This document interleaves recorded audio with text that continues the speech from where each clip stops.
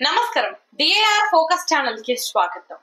ఏడాది పాలన పూర్తయిన నేపథ్యంలో కూటమి ప్రభుత్వం ఎన్నికల సమయంలో ఇచ్చిన హామీలను అమలు చేస్తోంది. ముఖ్యమంత్రి చంద్రబాబు నాయుడు తల్లికి వందనం పథకాన్ని అధికారికంగా ప్రారంభించారు. విద్యార్థుల చదువులో తల్లుల పాత్రను గౌరవిస్తూ విద్యార్థుల తల్లుల ఖాతాల్లో నేరుగా నిధులు జమ చేయనున్నట్లు ప్రకటించారు. తల్లికి వందనం స్కీమ్స్ కు సంబంధించిన అర్హత ప్రమాణాలు ఎలా ఉన్నాయో ఇప్పుడు మనం చూద్దాం. కుటుంబ ఆదాయం నెలకు గ్రామీణ ప్రాంతాల్లో 10,000 రూపాయల నుంచి మించకూడదు. పట్టణ ప్రాంతాల్లో 12,000 రూపాయలకి మించకూడదు. కుటుంబంలో కనీసం ఒక్కసారైనా రేషన్ కార్డు, రైస్ కార్డు కలిగి ఉండాలి.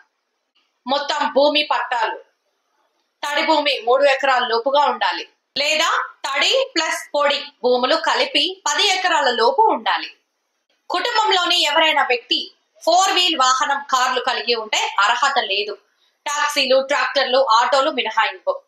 12 నెలల సరాసరి ఆధారంగా గృహంలో విద్యుత్ వినియోగం నెలకు 300 యూనిట్ల లోపు ఉండాలి. ఇంటివైనా అద్దెకు ఉన్నవైనా సరే. కుటుంబం 1000 చదరపు అడుగుల కంటే ఎక్కువ మున్సిపల్ ఆస్తి కలిగి ఉండరాదు. కుటుంబ సభ్యుల్లో ఎవరికైనా కేంద్ర రాష్ట్ర ప్రభుత్వం ఉద్యోగం, పిఎస్యు లేదా ప్రభుత్వ పెన్షన్ పొందుతున్న వారు ఉంటే అర్హత లేదు. అయితే పారిశుద్ధ్య కార్మికులు మరియు గ్రామీణ ప్రాంతాల్లో 10,000 రూపాయల కంటే తక్కువ జీతం పొందే ఉద్యోగులు, పట్టణ ప్రాంతాల్లో 12,000 రూపాయల కంటే తక్కువ జీతం పొందేవారు మినహాయింపులోకి వస్తారు. కుటుంబంలో ఎవరైనా ఇన్కమ్ ట్యాక్స్ చెల్లిస్తే అర్హత లేదు. 1. లబ్ధిదారుడు బెనిఫిషియరీ పేరుతో కుటుంబ వివరాలు ఆంధ్రప్రదేశ్ రాష్ట్ర డేటాబేస్ లో ఉండాలి. లేదంటే విద్యార్థి డేటాబేస్ లో ఉన్న పక్షంలో జిఎస్డబ్ల్యూఎస్ శాఖ వారు ఫీల్డ్ వెరిఫికేషన్ చేసి అర్హత నిర్ధారిస్తారు. 1. లబ్ధిదారుని పిల్లలు 1వ తరగతి నుండి 12వ తరగతి వరకు ప్రభుత్వ, ప్రైవేట్ అన్ఎయిడెడ్ పాఠశాలలు, రెసిడెన్షియల్ స్కూల్స్ మరియు జూనియర్ కాలేజీలు రాష్ట్ర ప్రభుత్వం గుర్తించిన పాఠశాలల్లో చదవాలి.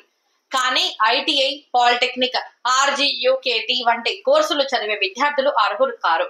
అనాథలు, వీధి పిల్లలు వాలంటరీ సంస్థల ద్వారా పాఠశాలలో చేరితే సంబంధిత శాఖ నిర్ధారణ ఆధారంగా అర్హులవుతారు.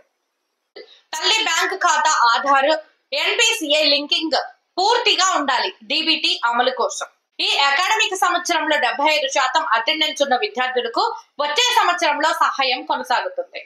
కానీ విద్యార్థి మిడిల్లో చదువు మానేస్తే లేదా 75% హాజరు లేకపోతే తదుపరి సంవత్సరానికి అర్హత ఉండదు.